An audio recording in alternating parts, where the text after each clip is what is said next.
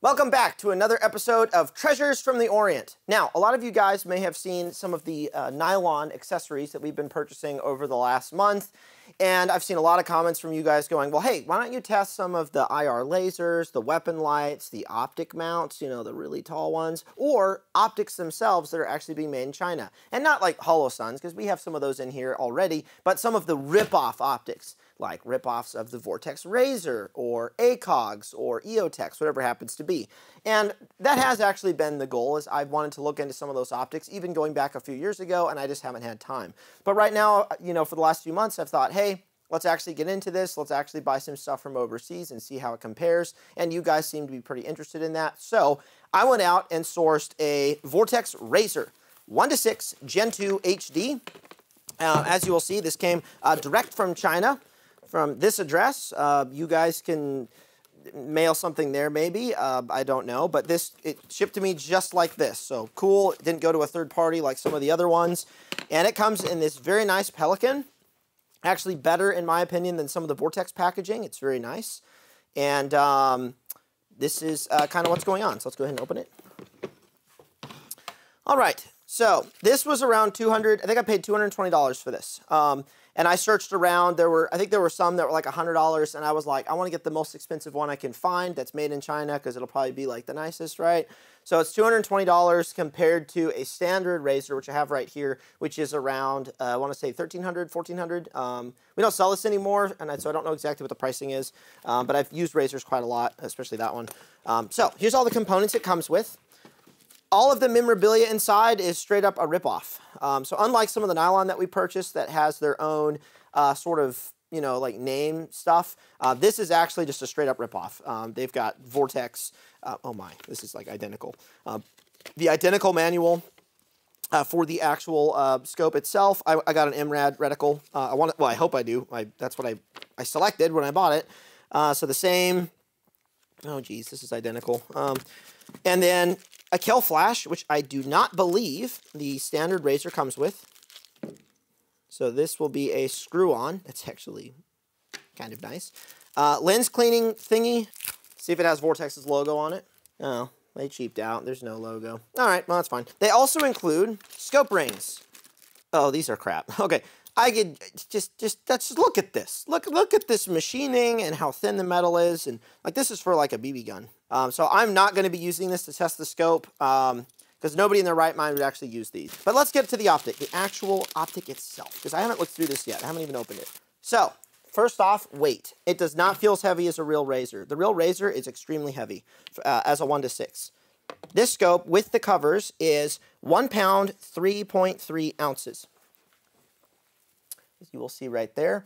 Without the caps, because the Vortex does not come with caps normally, it is 1 pound, 2.5 ounces.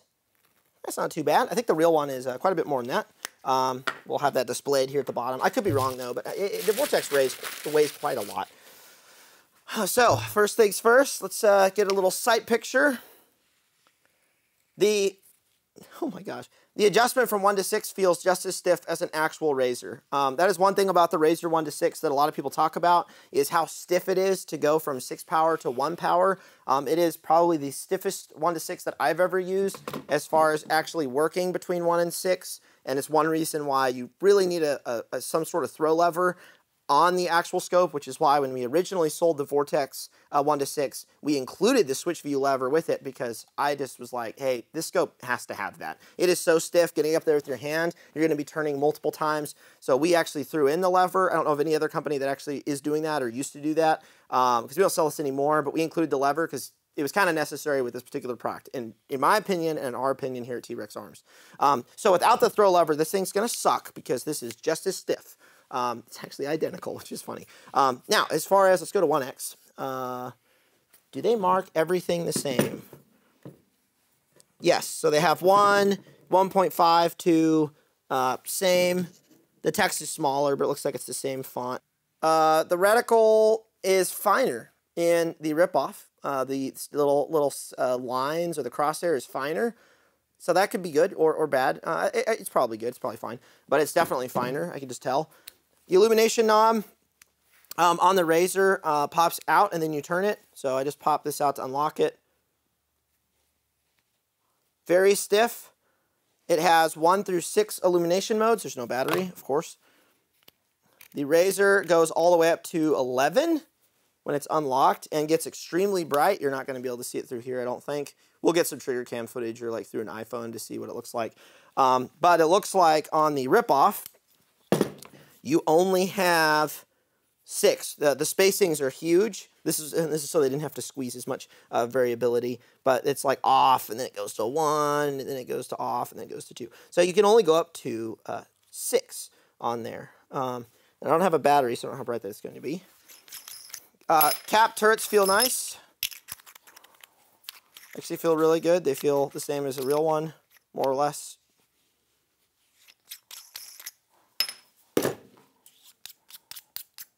They spin a little more freely than the Vortex one. Well, no, they're about the same. Cool. This feels less stable than a real one. This is much more tactile, and it's not like moving around up and down. On the fake one, there's a lot more play and wobble. And when you move between each click, you could see there's still some play. It may not actually be that much of a bad thing, but it does feel a little more chintzy. So that's fun. So the kill flash we'll just screw on the inside. Now here's the real question. Can I screw this kill flash in the front of a real one? Because that'll mean they got the threads the same.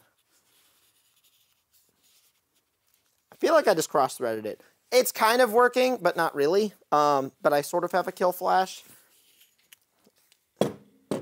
So the threads are not identical, I don't think. Yeah, that feels nice. Yeah, so it's smooth on the fake, and it's not on the real one. So that's interesting. All right, kill flash engaged. Very cool, very cool. I need to get a battery, though. All right, new battery out of packaging. Get rid of that. Plus, outside. Yes. Thingy. Push this in all the way. Yes. Drop it in. Screwdriver. Push. Center up. Oh my gosh. I already like the real one more. Which, I mean, reasonable.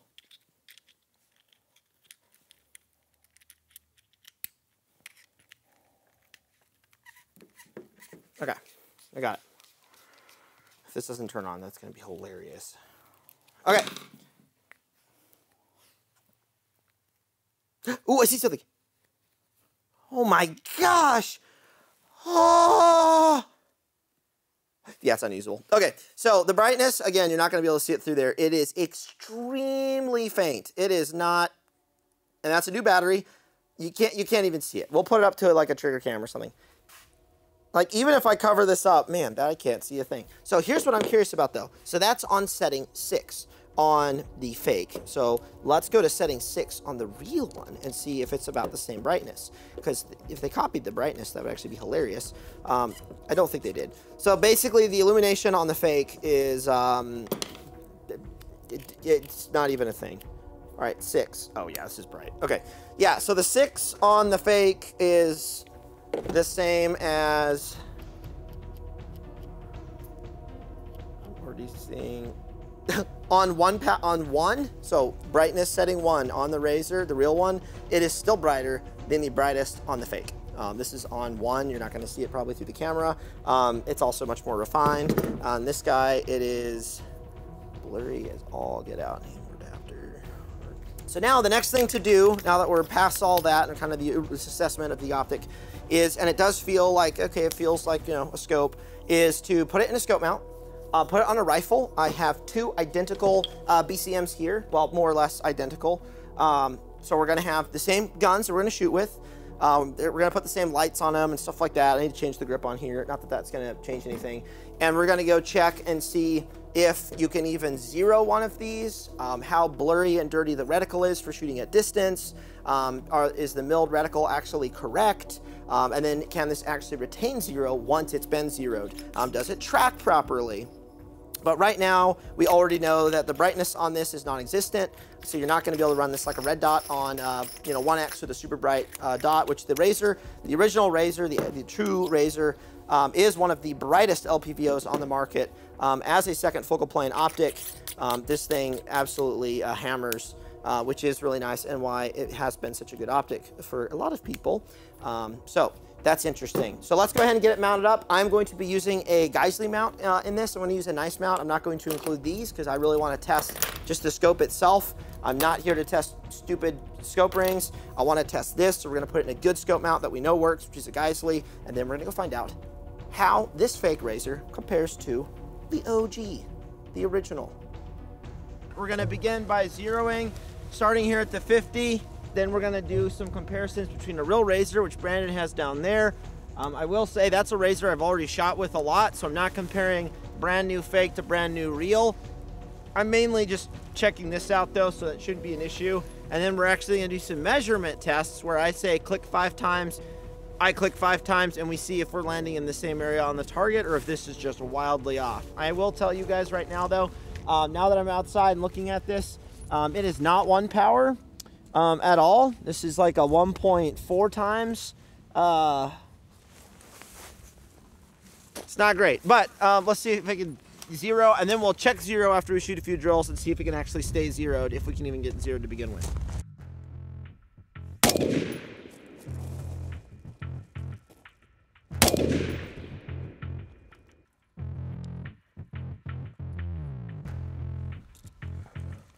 There's like no spring tension on this, so like it's really easy to zero.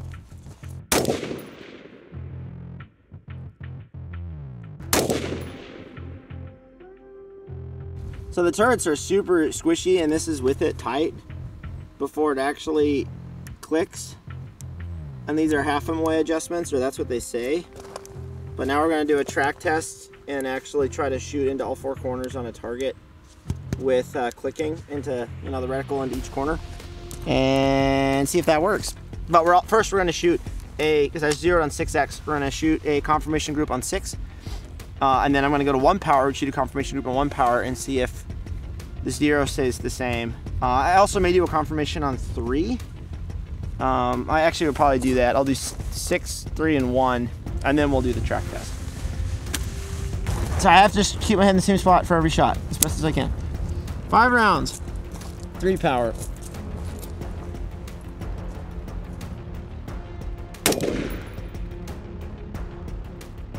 You're in the middle target, right? Yeah.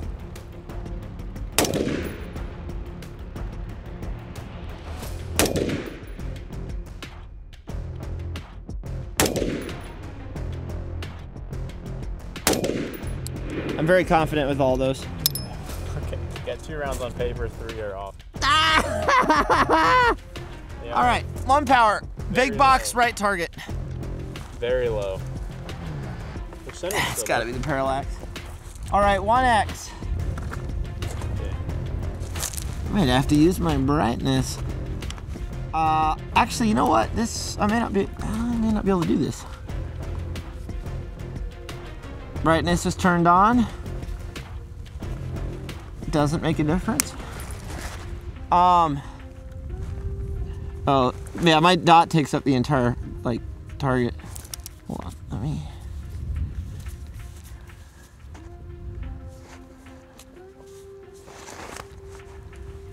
This is gonna be very hard.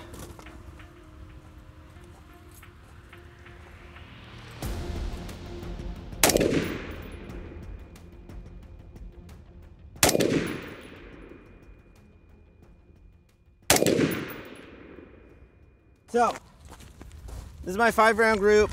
Again, I am assuming there's some parallax stuff going on 6 power. So just holding center right here, 5 rounds. It's okay. 3 power, holding here, everything's low.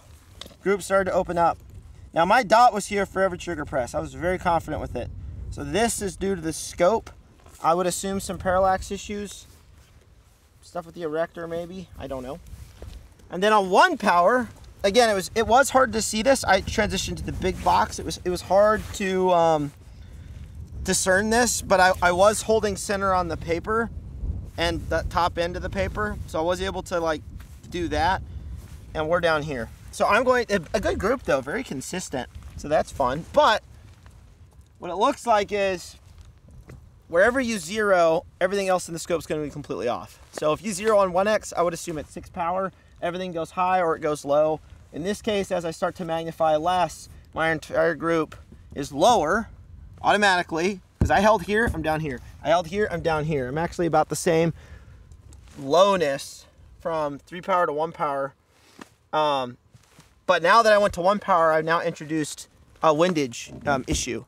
Now it's consistent, which is funky, but it's consistently off when I go to 1 power. This thing is a piece of crap. Okay, best group ever. And some, oh no, you had one that came out. Okay.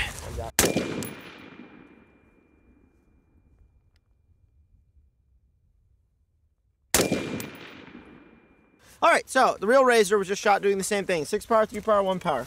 On 6 power, Brandon's group is altogether right here. It is a little bit off, but hey, it's roughly where he's aiming. 3X group is the best. You got a little flyer down here. I would assume that was your last shot. I assume it was pulled. He's still holding center. He's holding center here. When you went to 1 power, you had a hard time seeing this box. You can't see the paper, so all I was doing was centering the reticle in the paper and just seeing like an even amount of white every shot. Yep. So. And then pressing. Yeah, very consistent group like what I had, but it's also much more in line with where he's actually aiming than the fake. The fake's way down here. And you zeroed on what magnification? 6. On 6. I zeroed on 6 as well. So the real Razor is keeping the reticle where it needs to be, no matter magnification, and the fake is not doing that at all. That was the group on 3X for the fake, so it came completely off where I was aiming. And this is the group windage introduced when I'm aiming for the center here. And I was doing the exact same thing. I was centering the reticle. I could sort of see this. I mean, I was shooting it consistently enough, just like you, that I was getting it in the same spot, but it's completely off. So, all right, tracking test. All right, so we're at 100 yards now because my scope is MOA. So with half MOA adjustments, that should be done at 100 yards. So Brandon's gonna give me, we're gonna measure how many clicks we need to do up and left to put a round or a group of rounds in every corner on the target. That's what the scope should do. I don't think this will.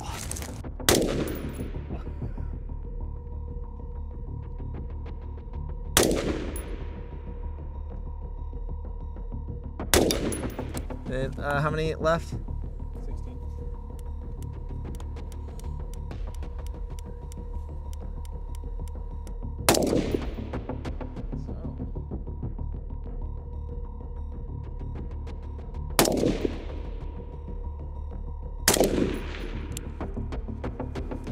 It's not going as far left. Yeah. All right, back to 0 for center. Okay, so interesting. Everything is off. So I held here for every group. So coming down, going to the right, it's close. So I clicked the right amount, got the group here.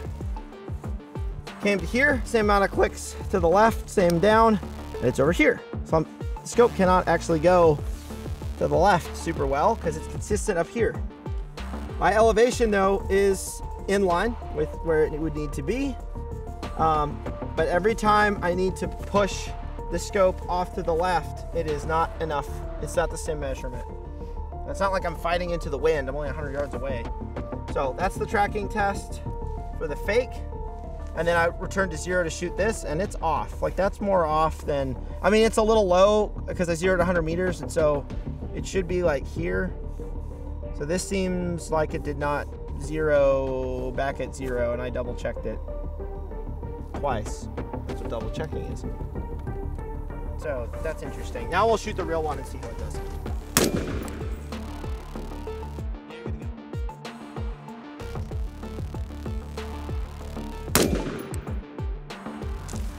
And then give me 1.2 left.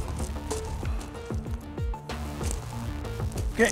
We definitely have that that good box we want to see, and then this is our return to zero. So this is the only group that's might be a little off. I could have been 0.1 clicks off on my own adjustment, so probably should have come 0.1 click more to the left. That was probably just my fault. If that was me, this would have been a perfect box, and then the zero just started off a little to the right. So this is that true zero. So this is my point of aim, but my point of impact's here, so the optic's just not zeroed perfectly, and that accounts for the perfect box. Yeah, the Razor is definitely tracking a little better than this one. This one, like, I shot the 631 with center hits, and now I'm off slightly, which is interesting. But this is definitely more shy of my 2 corners on the right. But it's tracking, I mean, close to the real deal.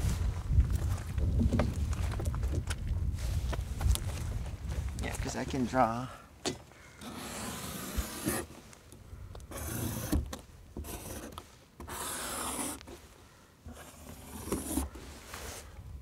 All right, so we're done with all the zeroing. I'm going back to 1X.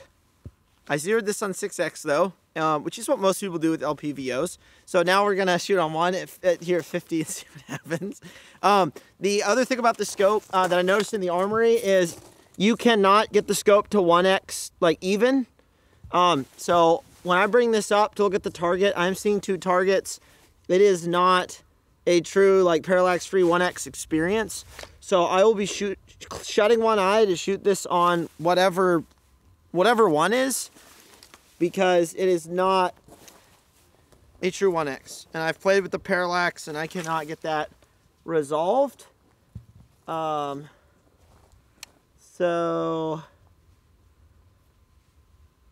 that's blurrier. And I also want to point out my brightness is on 6 all the way up and I can't see it. I think it's also already dead. So I'm just shooting with the reticle. Here we go, 5 rounds.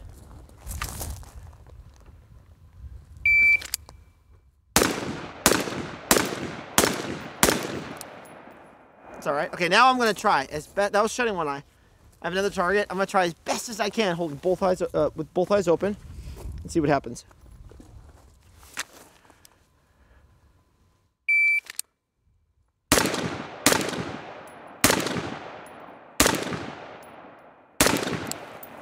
That was horrible.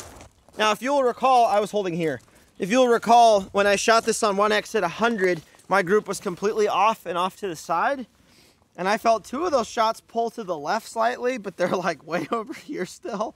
So I'm definitely noticing that. We'll shoot some headshots though and see how it does though. So it's shutting one eye, both eyes open. Actually not horrible. Not bad. 4 alphas, 1 Charlie. Both eyes open. It took a little bit of time though to try to resolve the conflict in my mind. But that's why you go to therapy.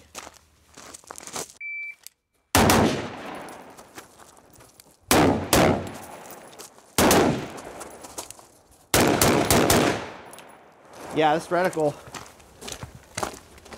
smashed the wall, ricocheted into the target. Yeah, that counts. 2 alphas on him, 2 Charlies on him, 2 alphas, and 2 alphas again.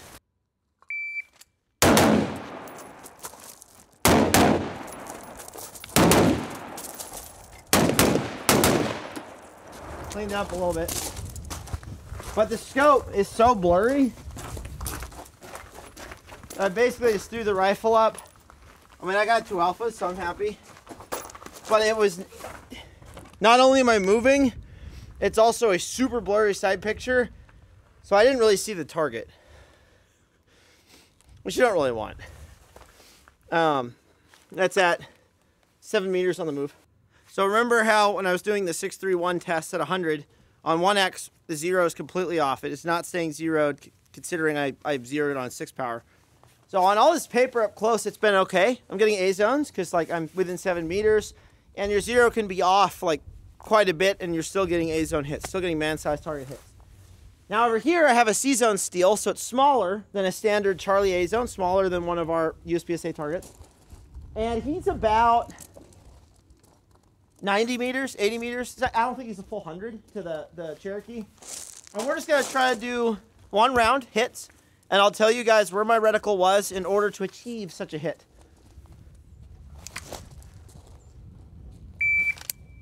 There were 3 on top of him. That was off to the left. Because I know from shooting those groups, my group is way off here to the right. So now I'm just going to hold left, like off target, like a foot.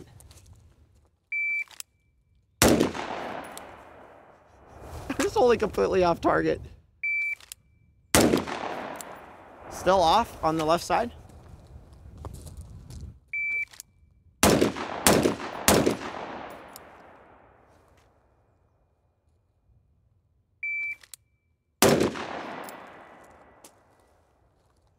So if I were holding center like I did at the beginning, no hits. Because this is not zeroed on 1 power because I zeroed it on 6. So as soon as I start shooting steel a little bit further,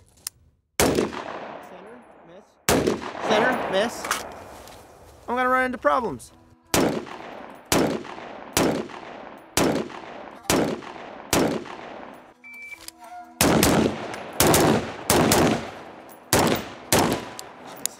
Horrible.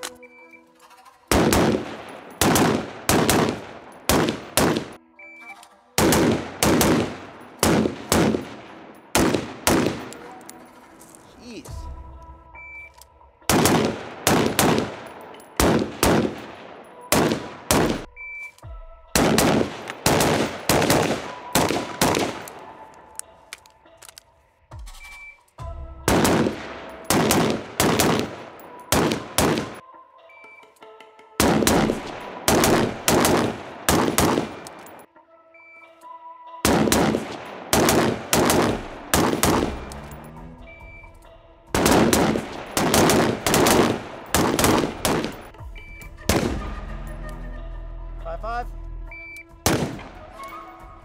Five, 6. All right, 6-1. So I'm not making my headshot under a second.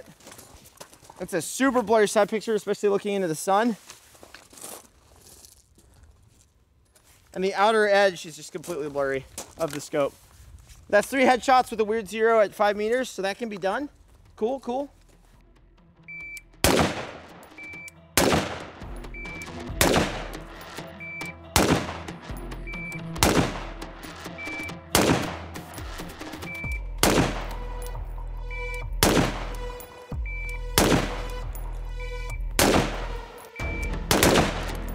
All right, so we just put a new battery into the fake Vortex to see how bright it is, to show you guys exactly what it looks like. Granted, through a camera system, so it's not exactly what I see.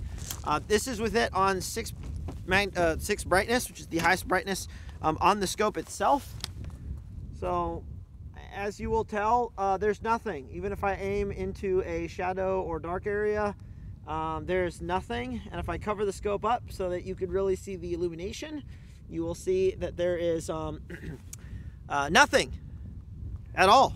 The brightness is non-existent. I guess if it were dark out, you could, sort of see something. But even when I cover this up, I see barely anything. And that's with the fresh battery. So the illumination on the scope, no bueno. Okay, so we have a trigger cam on the fake Vortex now, so you guys can kind of see what I'm seeing. And we're going to run it from 6 power to 1 power on this 340 meter target and showing you what the hold looks like. We have a little bit of wind, but it's not a lot. I'm shooting 62 grain green tip, which is not the most accurate ammo, but that's why we're focusing on a large piece of steel with this BCM, just because I'm not going to try to shoot a gong and mortar it with rounds that are inaccurate. So 340 meters. Gonna be like the second boy, and you're gonna notice that it's super blurry and there's vignetting. Yeah, that's how the scope looks normally. Okay.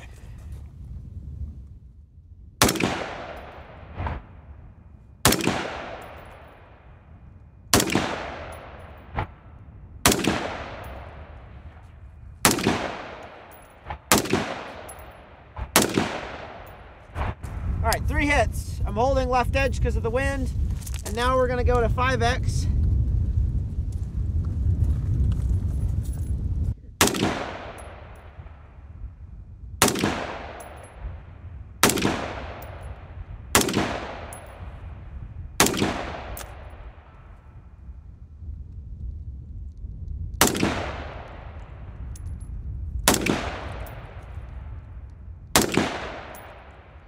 All right, 4X.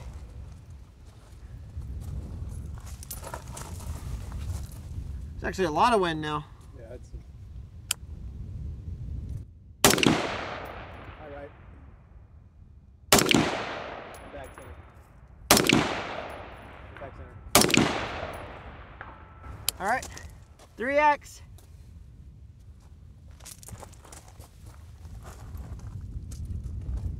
Scope, it actually looks not horrible on 3X, but there's a lot of distortion around the edges. Low. No, or not. You got center. Right shoulder. Headshot. Just over. Just over. Impact center. Center.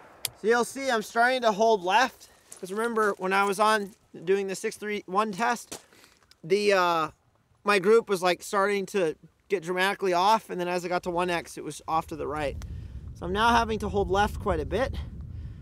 I'll go to 2. Still see the target okay.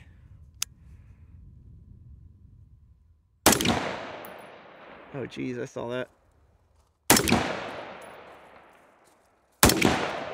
Low right. Bottom.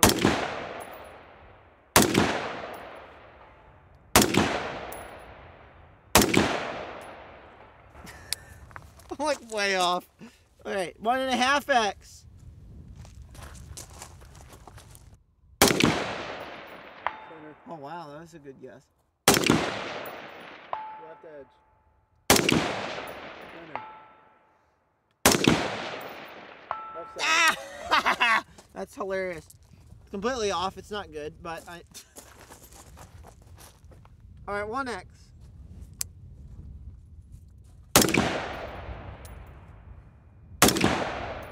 High. Left shoulder. There you go. Right side. Impact center. Left. Left. Right edge. All right.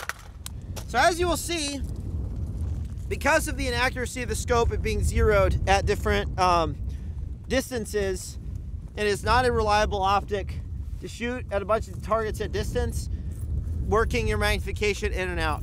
Now between 6 and 4, there's not a huge deviation in accuracy as far as like the windage goes, but as you get closer to 1X, it just starts to magnify, and then you start to have to holding off the target completely. This is only 340 meters. If we were shooting the 500 meter gong, I would be like way off shooting, you know, probably 4 to 1X. It'd be just completely off because it's zeroed on 6. If I zeroed on 1X, it'd be way off on 6 power. It'd be completely different. So that's pretty wild.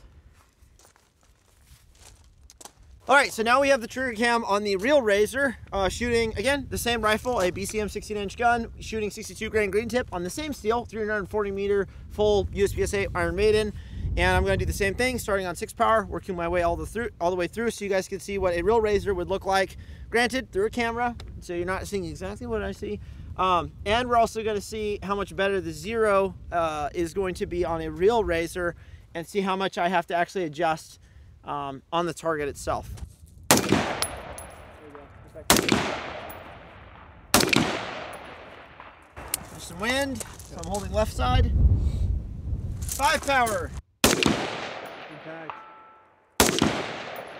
Right edge. 4 power. Impact. 3X. Impact center. Center. Center. Neck. You're in the neck. 2. There you go. Impact center. Center. Just over.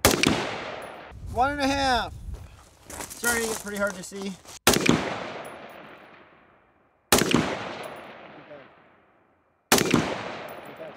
And 1X. So I'm still holding center on the target. My hold has changed, because this is second focal. Okay, this is very hard to see. Impact. All right, so the real Razor, as you will see through the trigger cam, Brandon zeroed on 6 power and still on 1. There's no change in windage. My hold is changing, and that's just due to this being a second focal plane optic. It is not the same as a first focal and how the holds work beyond center. From the center, when you zero. And but yeah, the real Razor, it's much more of a refined image, and I'm able to obviously shoot the target with much more consistency, and well, that's very important. So pretty cool. And that was with no brightness. So to show you guys what brightness would look like on a target of this size at this distance, we'll go to 6, which is what is advertised or shown on the fake. This is brightness 6, 7, 8, 9, 10, 11. Now, would I want that for this target? No, I don't need it. And then that's 5, 4, 3, 2, and 1, which I can still see the 1 on the target. That's kind of fun.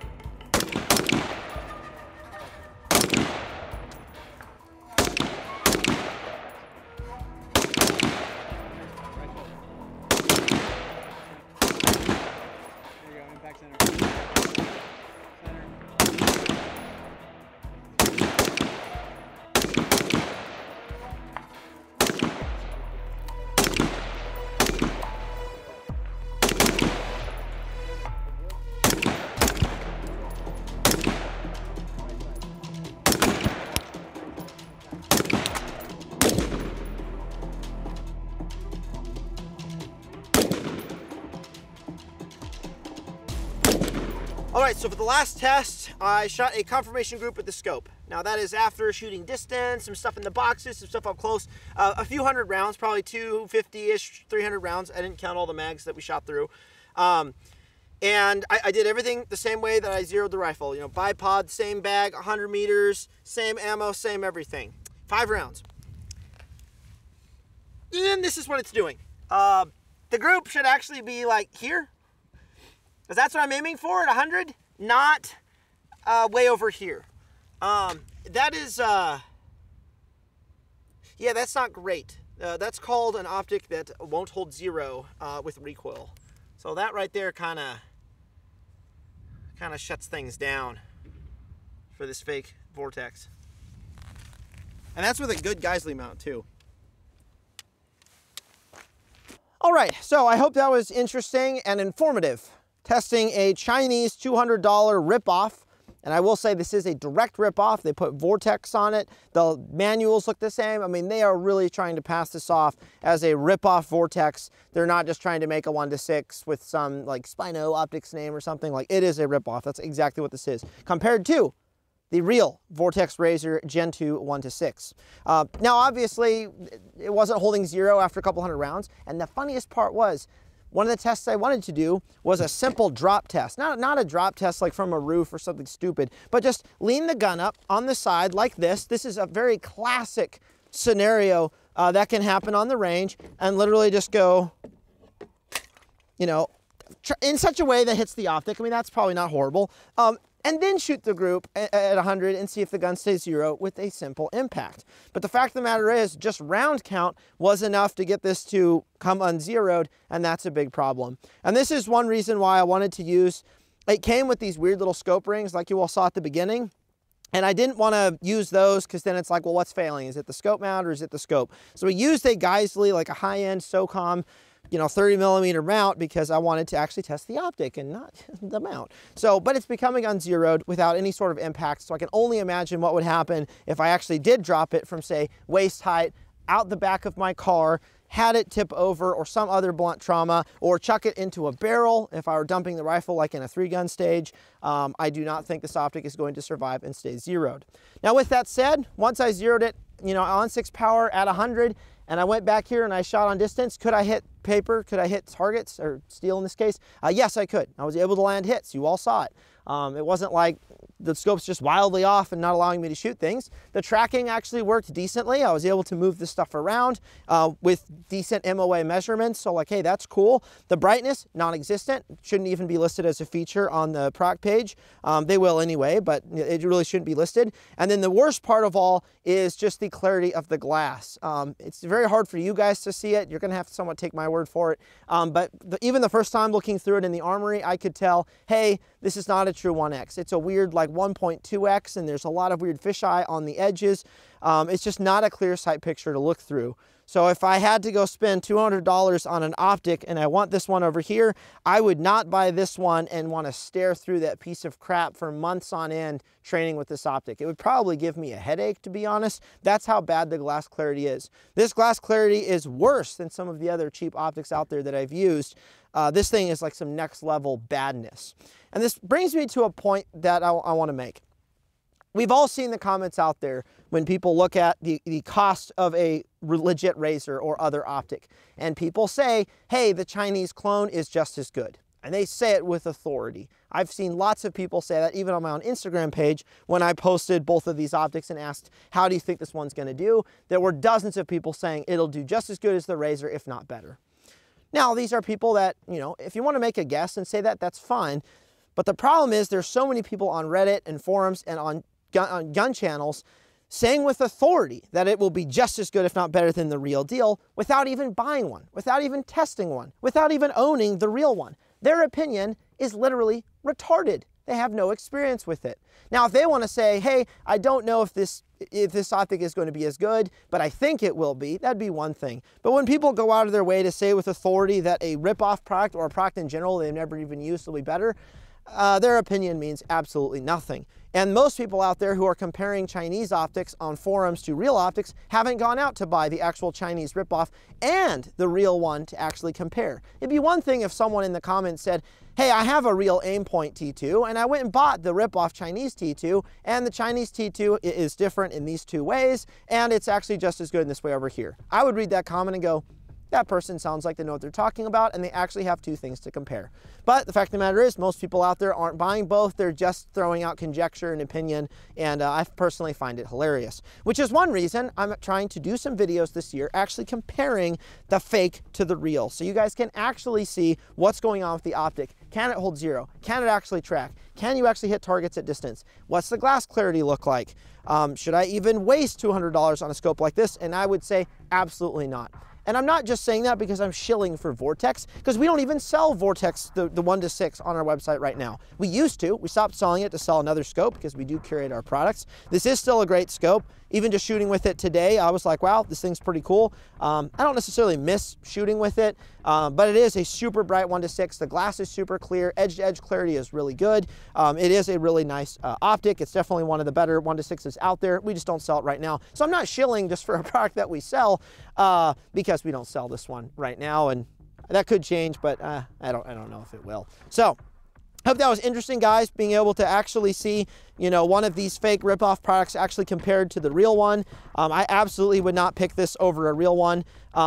If you only have $200 to spend on an optic, don't waste it on magnified glass. Generally speaking, you don't get a good optic. Spend that $200. If you only got 200 bucks, there's some good Holosun red dots. There's some good other optics out there, or just get a set of iron sights and just train with that. But don't try to waste money buying glass for $200. I have a few other rip-offs that I ordered recently, other magnified scopes that I'm going to be testing, but I really don't think they're going to fare any better than this one right here. I think it's going to be about the same quality, because there is not much you can do for $200 trying to make a piece of equipment as complicated as this. And I'm saying that as a manufacturer who makes some basic things. We're not doing crazy electronics, but even talking to scope manufacturers, talking to the guys at Night Force, for example, you're not going to go make a product like this for a couple $100. There is a reason. That's good. There's a reason this stuff is more expensive, and if you want to give your opinion online that it should only cost $50, I would love to hear about your manufacturing experience, your experience with electro-optics, how to make stuff that actually holds up with hard use and with recoil, and if you can summarize with really good points, your experience, and why stuff should be $50, I would love to hear that, and I think that would be beneficial to everyone. But we know that's not going to happen. It's just going to be some stupid points and opinions people have. But, you know, it is what it is. So, but that's the internet. The internet gives everyone a voice, and they can say whatever they want. So, with all that said, guys, get out there, save your money. Plan your purchases accordingly. If you do want good glass, I recommend buying the real deal, not some fake crap. Don't do that. And if you can't afford a good piece of a good optic, just start with a red dot, train with that, save up, and then get a proper optic that can actually do real work.